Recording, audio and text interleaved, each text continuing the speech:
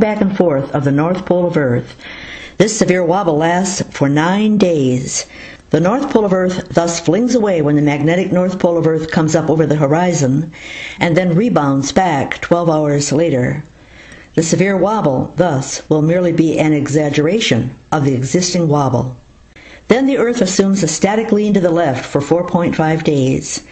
Laying on her side, her magnetic North Pole pushes to the west, laying her hemispheres out for an equal basking under the sun. Then the Earth gradually slings her North Pole away for a 2.5-day progression toward the 3 days of darkness, then rolling further into the 6 days of sunrise west predicted in Islam. As Planet X continues in its retrograde orbit, its North Pole is no longer located to the left of the Earth, and the Earth adjusts by slinging its North Pole to the right. Thus, during the 6 days of sunrise west, the Earth has a lean to the right. Venus escapes the cup. The dark twin escapes the cup, and the dance of many becomes a deadlock grip by Planet X on the Earth. Then the Earth rights herself side by side with Planet X and begins her rotation slowdown for a period of 18 days. It is during this time that the Earth is drawn toward Planet X, so that Planet X quickly increases in size in the skies and is the writhing monster of legend. The Earth moans, groans, and complains as the core pulls at the crust, but the crust is gripped increasingly and held by Planet X. The slowing is a lurching matter, too, as when the Atlantic Rift is exposed, the grip slows the rotation, but when hidden, rotation tries to return. Emergency management teams are beyond exhaustion, government services in disarray, and travel has become almost impossible.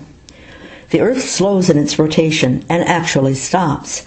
This is recorded in written history and spoken folklore worldwide as a long day or night.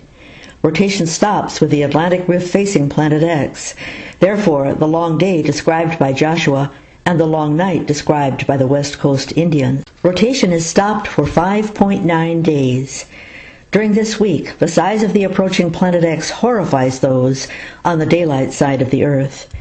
At first a reddish blob, only a fraction of the size of the moon, it grows in size and appears to twist and turn like a dragon in the sky. The ancients recorded this as a fire dragon in the sky, as the tail of swirling moons gave this appearance. The North Pole of Planet X grabs the South Pole of Earth and tips the globe 90 degrees. After the passage, Planet X exits as quickly as it approached. The crust is dragged over minutes to a new location, along with the core. All told, the better part of an hour. Weak spots along the Earth's crustal plates give way. The Pacific Ocean will shorten and the Atlantic widen. Subducting plates will subduct greatly. Mountain building will occur suddenly. Rotation restarts, at first slowly, but then picking up speed until a day on planet Earth is much as it used to be. Just as rotation stops within a day, just so rotation returns within a day, much to the relief of the frantic survivors who fear the long day or night they have been experiencing will never end.